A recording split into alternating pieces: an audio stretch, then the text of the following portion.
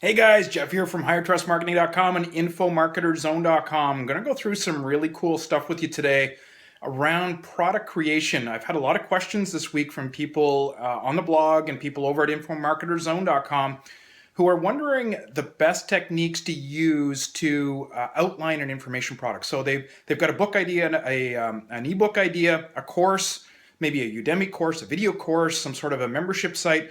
What's the best approach that they can use to outline that product? It's a very important question because the outlining process will not only dictate how good your product is and how well it's received in the marketplace, it will also dictate how quickly and how easily you will have in actually creating that product. So let's go through a couple of tips. Actually, a 5-step system that we've used for every information product, and information products, for those of you who have followed us, have been very good to us over the last 12, 13 years, both offline and online. We've developed dozens of information products, 6 figures with information products, and very, very good business to us. So number one, you need to start with the audience's end game in mind. So before you even start out with your information product, think about what is the desired outcome that your prospect has. What is it that they're trying to achieve?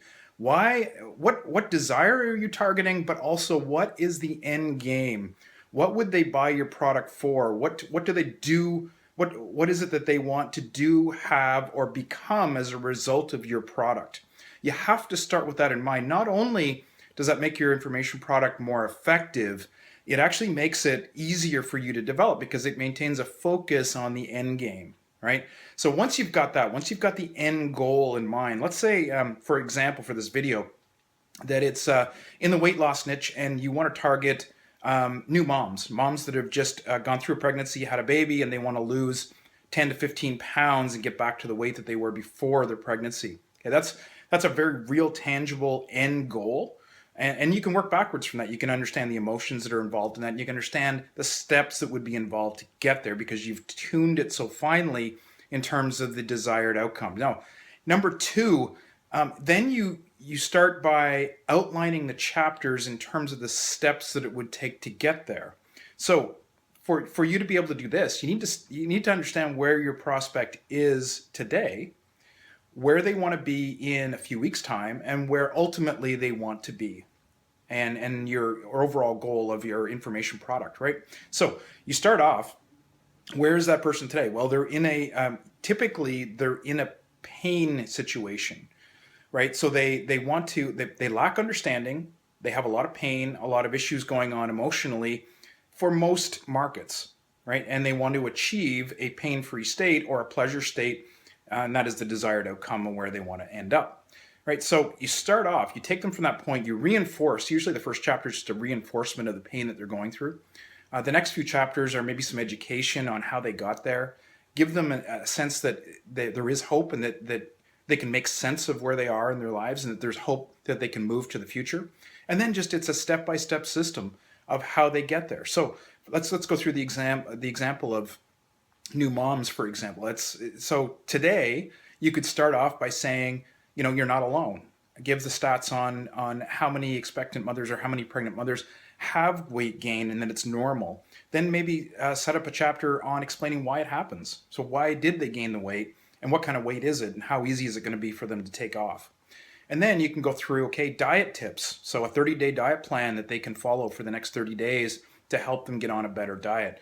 Number 4, you can give them tips on how to handle stress because it's a very stressful time in their lives, and stress, leads people to eat. So, and then maybe 5 is a 15-minute exercise routine that they can fit into their hectic day because they're new moms, right? So, do you see how it just becomes a very simple thing to outline your product? Once you know the end game in mind, you just follow the sets of steps that will lead them to that desired outcome. So, number 3.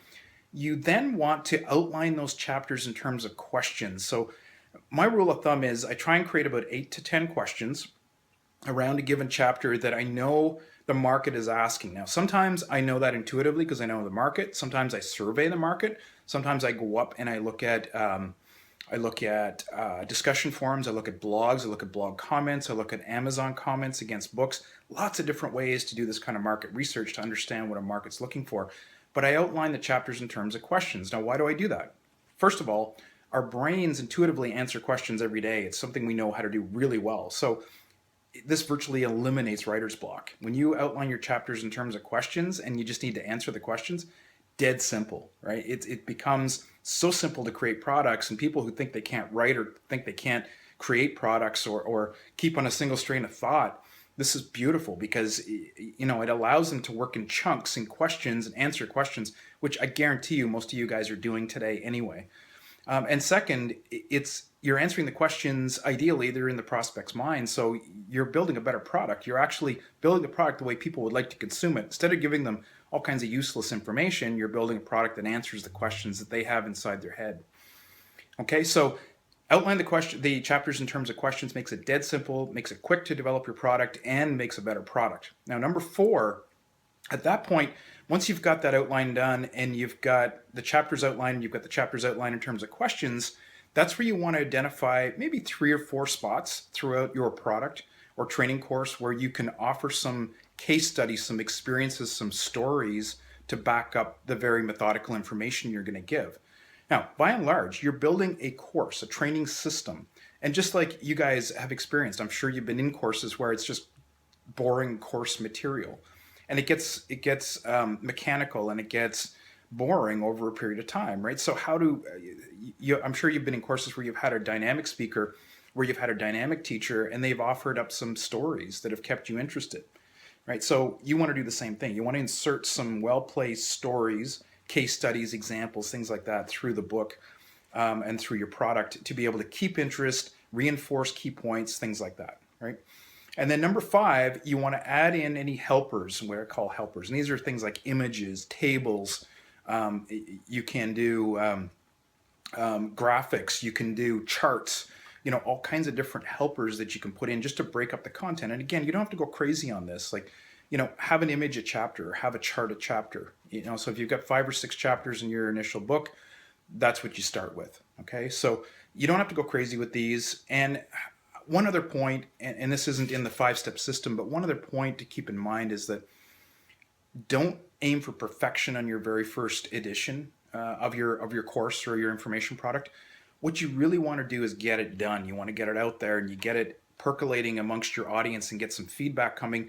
Then you can come out with edition 2, edition 3. Those might be new products. Those might be updates to your existing products, might be expansion opportunities for back-end products. But believe me, once you've got a product that's sort of 70 to 75% complete, get it out there at that point, because you're going to get people starting to use the material because of the way you've structured this in terms of a course of helping someone attain a desired outcome and a step-by-step formula. The really cool part of this is you're going to get feedback from people. You're going to get people asking additional questions. You're going to get people saying, well, I tried this and I experienced this. Is that normal? And you're going to get all kinds of opportunities to update that material and create new products. So I hope that was all useful. Lots more information. We're going to expand on this inside infomarketerzone.com. So if you're not a member, this is a very inexpensive program. It's a place that we share all our inside secrets from running all of our information product businesses. And there's many. It spans the gamut from $27 ebooks up to $1,000 coaching programs. And membership sites, etc. We can help you with all of that. It's an invaluable site, and we've tried to price it at a point where we're giving you exceptional information for a very, very low cost. So that's at infomarketerzone.com. It'll save you a ton of time, a ton of mistakes. Will help you get on your way no matter what stage of sort of publishing or creating or marketing your information product business. So I hope to see you over there. I hope you found this useful. Leave us a comment below. Based on this and see if you have any questions. We'll try and answer them as well. Be glad to do that. Okay, so thanks for joining us for today. Hope to see you on the inside. Bye-bye for now.